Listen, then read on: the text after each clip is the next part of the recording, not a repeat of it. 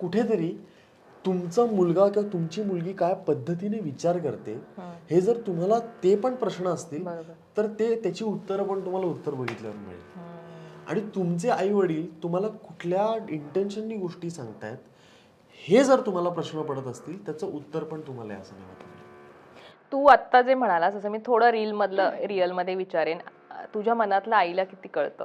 म्हणजे सगळ्याच आयांना सगळं कळतं, पण काही गोष्टी असतात ज्या आपण नाही, आणि जे इंट्रोवर्ट असतात ना माणसं ते खूप छानपणे ते करतात, लपवतात, किंवा त्या जसं त्या म्हणाल्या तसं आईला ते किती कळतं, किंवा आईला तो त्रास होऊ नये माझ्या मनात काय चाललंय त्या गोष्टीचा, त्यासाठी तू किती ते लपवण्याचा प्रयत्न करतोस आणि ते किती छानपणे तुला जमतं? नाही जमत. लपवणं मला नाही जमत, हा माझा प्रॉब्लेम आहे. मी जर लो असेल तर तिला कळतं मी लो आहे, कारण मी काहीच बोलत नाही. जर मी एकदम छोटं बेसिक उदाहरण द्यायचं झालं, जर मी घराबाहेर पडतोय आणि मी कपडे काय घातलेत ह्याच्यावरनं ती ठरवते मी घराबाहेर कशासाठी पडतोय.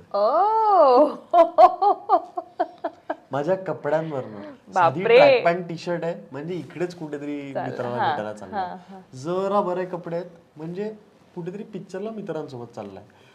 ठणठणीत कपडे घातलेत, व्यवस्थित कपडे घातलेत, परफ्यूमचा वास येतोय म्हणजे समजून जा कुणाला भेटायला.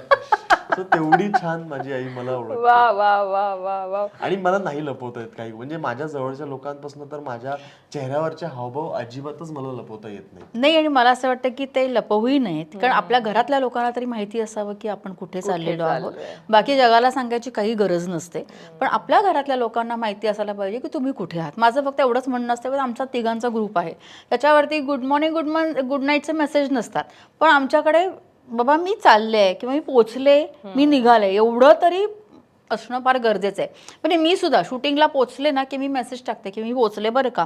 मग रात्री मला उशीर झाला, 10च्या पुढे 11 वाजले की अभिनयचा फोन येतो, तुझं काय जेवायचं काय तुझं, मग तू काय खाल्लंस का, तू किती वाजता येणार आहेस, मग मी थांबू का, जागा राहू का. आता काल माझं पहाटे 3ला पॅकअप झालं, त्याने 2 वाजता फोन केला, तू कुठे आहेस, अजून आली नाहीस. मी म्हटलं तू काय करतोयस, तू झोप म्हटलं, आता मी येते म्हटलं. मला 3-3:30 झाले घरी. सॉरी शक्तिमान.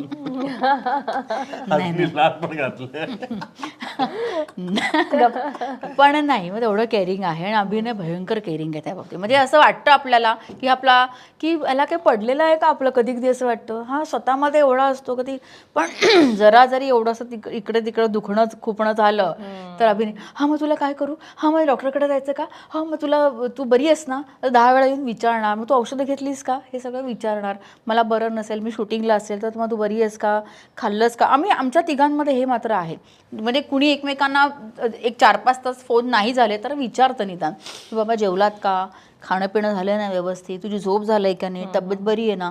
हे म्हणजे कसं होतं, आम्ही तिघही वेगवेगळ्या वेळेला आणि वेगवेगळ्या दिशेला आम्ही तिघही असतो, त्यामुळे एवढं अजून तरी निश्चितच आहे आमच्यामध्ये की आम्ही एकमेकांना एवढं कनेक्टेड आहोत. अगदी अगदी. बरं, सिनेमामध्ये उत्तर सिनेमात ची जी आई आहे ती, त्यात तो मुलाला आई खूप सतत बोलते, सतत कॉल करते, असं वॉच ठेवते, असं इनडायरेक्टली असं त्याला वाटतं आणि ते त्याला नकोय, ती स्पेस त्याला हवी आहे. पण तीच आई जेव्हा शांत होते तेव्हा मुलांना खऱ्या अर्थाने कळतं की ती शांत झालेली ती पण चालत नाही त्यांना. सो ते रीलमध्ये आम्हाला दिसते सध्या. आता पुढचं आम्हाला त्याच्यात काय गुपित आहे, सरप्राईज आहे, ते अर्थात आम्हाला सिनेमा पाहिल्यावर कळणार आहे.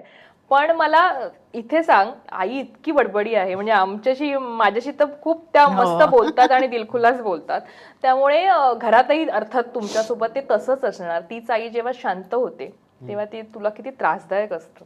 ते बॉम्ब पडण्याच्या आधीची जी शांतता असते ती शांतता असते की ते थोड्या वेळात आता बॉम्ब पडणार आहे आपल्यावरती, जोरदार धमाका होणार आहे.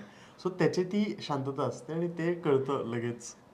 ते एक त्याचे काय असे स्पेसिफिक मी सांगू नाही शकत, पण तो प्रसंग घडतो आणि मग माणूस शांत होतो आणि मग अचानक. पण आता मी खूप शांत झाले, आता तरी शांत झाली, खूप शांत झाली, काहीच नाही राहिलंय माझ्या. आता मोठे पण झालो, प्रत्येकाला प्रत्येकाची जबाबदारी, प्रत्येकाला प्रत्येकाचं लाईफ आहे, पण ठीक असते. पण माझी रिअल आई म्हणजे रेणुकाताई आणि रिअल आई म्हणजे त्यांच्या पात्रामध्ये आणि माझ्या रिअल लाईफ मध्ये सिमिलॅरिटी विचाराल तर एक प्रकारची आहे की त्या दोघीही घरात फन लव्हिंग आणि गंमत मस्ती मजा करणारे अशा असतात, पण जेव्हा ते बाहेर जातात, जेव्हा त्यांच्या कामाच्या ठिकाणी जातात, तेव्हा ते ज्या लोकांसोबत वावरतात ते अतिशय डिग्निफाईड, अतिशय काय म्हणतो आपण स्ट्रेट फॉरवर्ड आणि स्वतःची डिग्निटी मेंटेन करणारे असतात. सो त्या दोन्ही आईंमध्ये ती मेजर एक सिमिलॅरिटी आहे की ते घरात वेगळे आहेत आणि बाहेर वावरताना स्वतःची डिग्निटी, स्वतःचं स्टेचर आणि काय म्हणतो स्वतःचा जो कडकपणा आहे ना ते मेंटेन करून असतात. की असा माणूस येऊन कोणी मस्करी वगैरे नाही करू शकत असं सहसा. घरात ते खूप करतील पण बाहेर जाऊन लोक थोडेसे असतात, एक डिस्टन्स ठेवूनच असतात. तशा दोन्ही आया माझ्या ती रिअल आई आणि रिअल रील आणि रिअल मध्ये